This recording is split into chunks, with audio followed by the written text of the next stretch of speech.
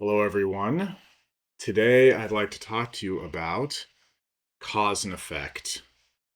And specifically, with everything that's turbulent going on in the world, we can get really caught up with the negative parts of cause and effect, thinking, oh my gosh, everything is ending violently, everything is going in the wrong way, and it is causing us so much suffering right now. Um, Specifically, at this current moment in time, there is there are these huge fires going on down the coast here in California in the LA region.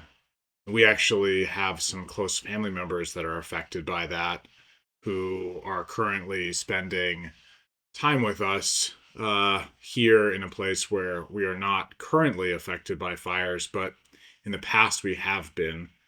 And so it's something that for us in this region, we are very aware of and have all sorts of mental residue from these experiences of upheaval and turbulence in our lives. And then additionally, for the rest of us, we are experiencing turbulence all the time. And in this day and age, we are often caught up in the effects of past causes. Obviously, we think a lot about the effects of those that have come before us, but oftentimes we don't really focus on our own personal journeys of cause and effect and how actually we share in all of these causes and effects. And then also how we might be able to create better causes for the future.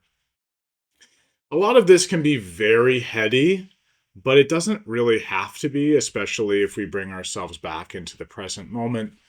What we'll notice is that every single moment in time, we have an opportunity to imbue our lives with love and a positive, virtuous intent for others, the world around us, our society, or we can take an approach that is focused on fear uh, and selfish types of activities. Generally, we don't feel like they're very selfish, but really activities that we feel are looking after and protecting ourselves.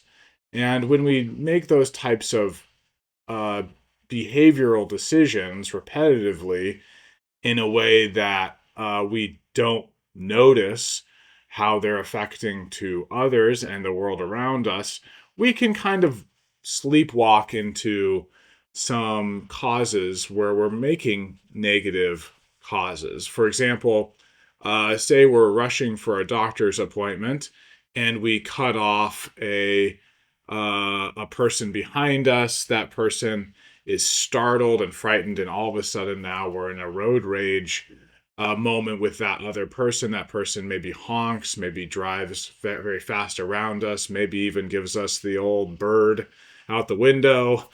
And suddenly, something that we were doing really just because we felt like we needed to, we were rushing around, has become this very negative, has created a very negative effect in our lives.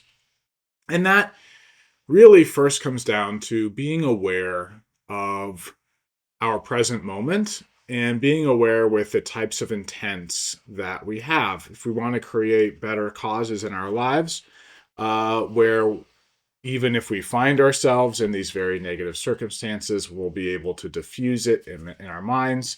First, really, we'll need to bring our attention back to this present moment, back to this presence, back to this awareness mind, so that we can begin to be mindful around our intent. For example, if I'm driving to the doctor's appointment we just mentioned, and I have an intent that this appointment is, going to heal my body so that I'm here longer to help my family, friends, and the whole world at large, then even if I'm driving quickly, um, that intent is imbued in my driving. It's imbued in that present moment as well. And that also might awaken my awareness so that as I'm noticing this car next to me, I'll maybe just drive a little bit past them and won't cut them off. Or maybe I'll be a little bit more patient because I'll recognize this entire intent of doing this for the benefit of others rather than just because I need to do it right now and I'm really anxious about it. So these, that is sort of like a little window into the potential. But to talk more about really these causes and effects, uh, because a lot of people have this day and age, especially, a difficulty trusting that there are causes and effects beyond just like a very material perspective. So, generally, the way we think about them is in this very post Enlightenment age type of view that came from Sir Isaac Newton, where it was, every force has and every action has an opposite reaction, basically, an equal and opposite reaction. So we think in that way. If I pick up this water and I drop it, it'll go down because of the Earth's gravity, and my hand had to use force to bring it up, and all of that. So we think in this sort of way. That's very in the mind. It's very sterile. It's cold. It's very material, but it doesn't really take into consideration this intent that I was just introducing us to. It doesn't really take into consideration that there's a mind that's grabbing this, my mind in this case, and that this mind is full of its own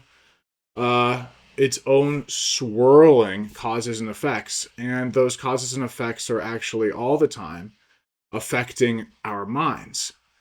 And so, what do I mean by that? I mean, we just kind of gave this example of this very material type of cause and effect where I cut off a driver and then I change my intent and maybe I'm more aware.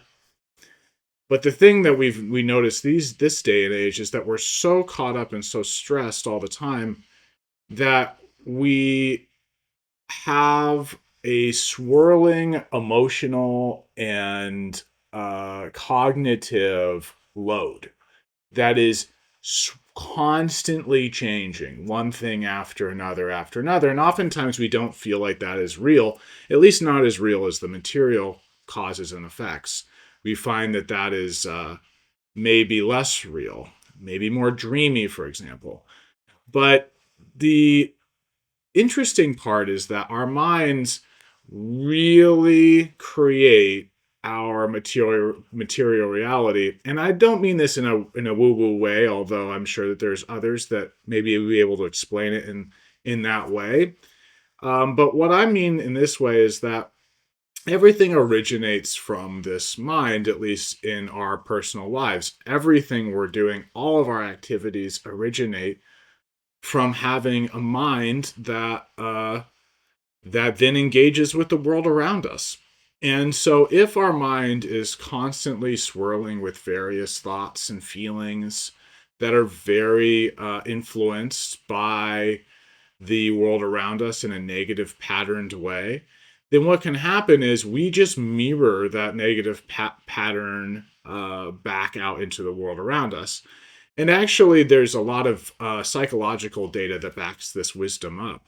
So there was some studies done about people's personalities, and they studied that this is scientific research, and I can't remember exactly the source of it, but it was six, something like six, the closest six people that you were around basically make up your personality. So your habits are influenced very directly by the closest six people that you interact with. And I don't remember if it's six or five or something, but it was some small number like that.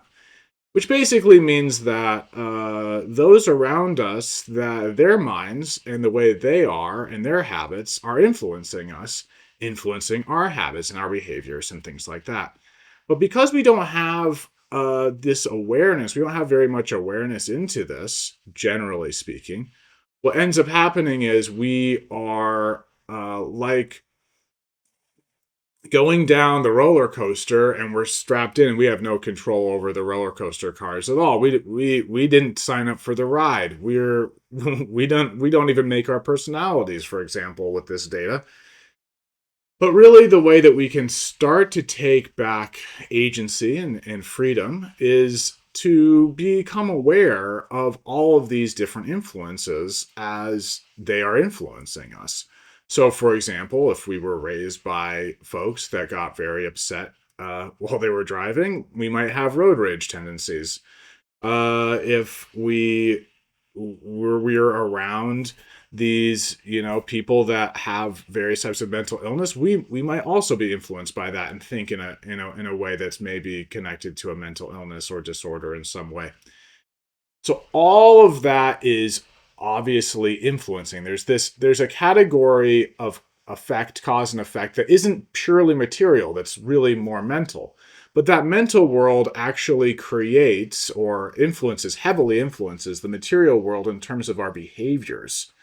We create habits, and we have habits based on the swirling feelings and thoughts that we have. For example, anyone that's ever had depression, a bout of depression, or even a bout of grief, will know how hard it is to get out of bed, possibly, or how hard it is to eat, or how all they want to do is eat, and they can't stop eating. There's a bunch of different types of behavioral mechanisms that happen when we endure these traumatic events or traumatic psychological circumstances. So we can see that our behaviors can change, and we understand, and especially in the Western world, that a lot of this happens at least somewhat through the brain, and there's chemicals and things. But it also comes because of these mental patterns and the fact that we are consuming and influencing our minds all the time in a way that we don't necessarily consider very often. So everything that we consume, for example, if you want to test it out, go read the news every single day for a month, for at least 1 hour a day, and see how your mood changes. Generally, your mood will become less stable and you will become more frightened and upset about the world around you. The reason is because in our modern media, we've learned that it makes people engage with content longer to be frightened and concerned. So that's the content that's out there right now in the media and the news cycles. So if you then detach from that, and you've been doing that, and you say, I'm going to take a week, a month off from just reading the news at all. I'm just going to live my life and just try to engage with more mindfulness and awareness, still be engaged in the world, but just not read the news. You will actually probably feel much, much more balanced and calm. But again, why is this? It's because of the very subtle causes and effects that happen within the mind stream. The influences that we are engaged in behaviorally in influencing our mind. So when we start to recognize that there is this mental and emotional component to our lives that is affecting us and affecting how we behave in the world around us, what we can begin to see as an opportunity is an opportunity to start to clean our own minds, start to relax and become more aware. Because if we relax and become more aware within our own emotional and cognitive mental universe, what will happen is suddenly we will become much more aware, calm, and collected when we do have turbulence that occurs in our lives around us. And this will basically mean that even if we've created a lot of causes, similar to cutting off the car, instead of the cycle that will happen naturally after that, which generally is, he threw the bird at me, now I'm throwing the bird at him, and maybe I'm going to chase him, and all of that again happening through these habits of road rage and tendencies from my past and habits from my my role models in my life and society and movies I've watched and news stories I've read about what people in cars are like these days, rather than all of that creating a confluence in this very negative and destructive way. What instead can happen is the awareness in the stability of constantly cleansing the mind, cleaning the mind of this, I would say, mental garbage that isn't really needed, recognizing, hey, there's a lot of stuff in my mind that is from all of this stuff. News sources, content, past, personal, family, friends, the six other people, all of that. And it's not really the whole story. It's not all bad. It's not all good. It's just not really the whole thing. It's sort of something that is tying me down, and I can release it by just becoming more aware of it. It will just release itself. So by starting that, what will end up happening is the next time that someone cuts me off, instead of me chasing them down or getting that upset, suddenly that awareness will be able to see the situation and be like, oh, that's the effect of possible old habits. It's the effect of maybe an unmindful intent. I didn't see the guy. And because I'm unmindful in this very moment, I created some distress in this person. Or at least some awareness that, hey, this person is actually just like I have always been, where he's just caught up in a confluence of these emotional, mental cycles, and the world is throwing them at him all the time. The best thing I can possibly do for this individual is relax and let it go. And then as we begin to become more aware of that and cleanse our minds, so that when we feel these strong habits arise up, and we just recognize them and say, oh, that's silly, it's not really the whole situation, then we're creating causes in themselves. So now all of a sudden those causes are creating effects. So at first it's going to feel pretty hard, but we create that cause of awareness, and then eventually what happens is we stop being as road ragey. And then as we stop being as road ragey, we start relaxing, because we don't have these road rage moments that are then training our minds to feel like that's appropriate, and also that that's the world around us. So suddenly those road rage moments start to decline. All of a sudden we start to feel more in tuned with others around us, and less caught up also about the various effects, because even the most turbulent effects that are happening, we're able to rest and say, that's because of this clouded mind that has occurred from a very long time, and all of these habits and all of these causes that I've personally been a part of. My whole life, I've been a part of it. I haven't been the best recycler, for example. I haven't been the person that has really taken care of the world around me. I haven't even been taking care of those around me that are very close to me. And so when all of a sudden I have those that are close to me treat me poorly, instead of thinking, oh man, that person's bad, I'll look critically at myself and be like, that's just the effect of my own past causes. And then as we start to do that, rather than putting any sort of judgment on anyone else, we will then create more causes for joy, and with more aspirations and things like that we can create, we will of course want that person to be happy, those other people in our lives that we've wronged before, since however long. We'll want them to be happy. We'll want uh the effect of our lives to be one of community and joy and love. And because of that, then that will create a feedback loop into this practice of awareness, this practice of uh, mental awareness, and cleaning our minds from these old habits. And again, what's the cleaning mechanism? It is just the awareness, just becoming aware of all of our past mental habits and allowing them to dissolve rather than chasing after their legitimacy and creating fresh causes that will then, create road rage incidents or disharmony in our family or disharmony at work or problems here, problems there.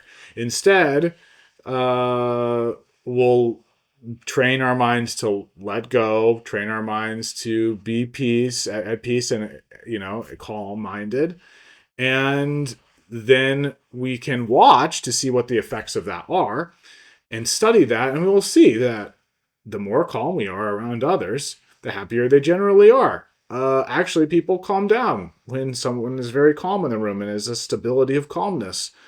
So all of that will actually occur around us, which will then further increase our devotion to this awareness mind, and we will be able to benefit others and create better causes. To put it briefly, I've been rambling on and on. It's really the best thing that we can do at this point in time is let go of all of these turbulent moments. We are in a situation in this world, in this time, where things are not, in all likelihood, going to become less turbulent anytime soon. It's a fever pitch of turbulence, surprises, catastrophic moments. And these moments should remind us that we can uh, we can change the course, and it starts mentally. First is, hey, look at all this. This is pretty tough, but that's okay. I'm aware of that. I can be aware of that. You can be aware of that. We can be aware of this.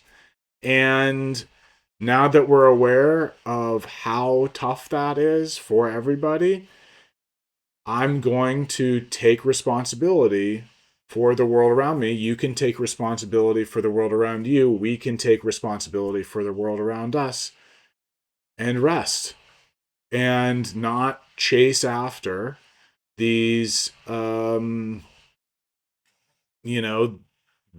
these very silly, self-driven habits that are just going to cause more strife amongst us.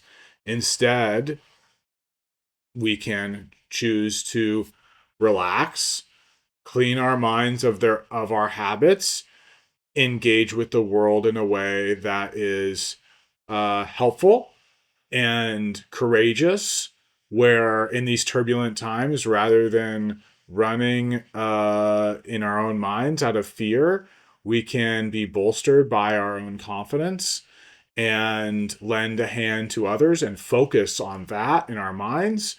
And with that intent will then create a wave of awareness rather than a wave of anxiety.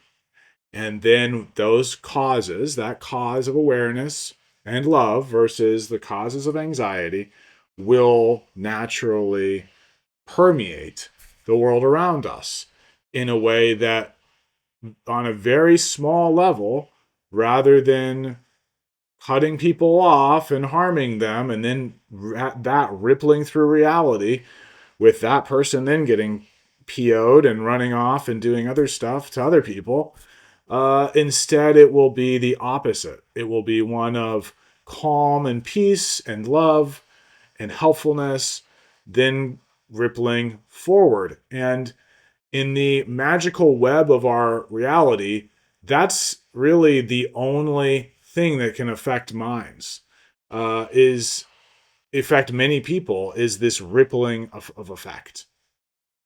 And eventually that will cause us to have more and more, through, these little tiny actions, will cause us to have more and more confidence that we can transform the world, by both these little types of events, but also through more aspirations and ambition to do the big things. Do the big things that are needed for this world. Make some serious changes, for the better. In all of the various fields that humans put their minds in. And that will also, through that ambition of aspiration, that will also motivate us forward. Where even again, these things come up, rather than them looking like the end of the world where we're just gonna crawl into a hole and have the world, cry raining tears on us. We will instead be motivated forward. And even if everything is terribly bleak around us, rather than taking a view of that, we will consistently benefit those that are within that worldview, and then pull the world forward one little being at a time. So it's possible. We in a lot of ways, this universe is really just a set of causes.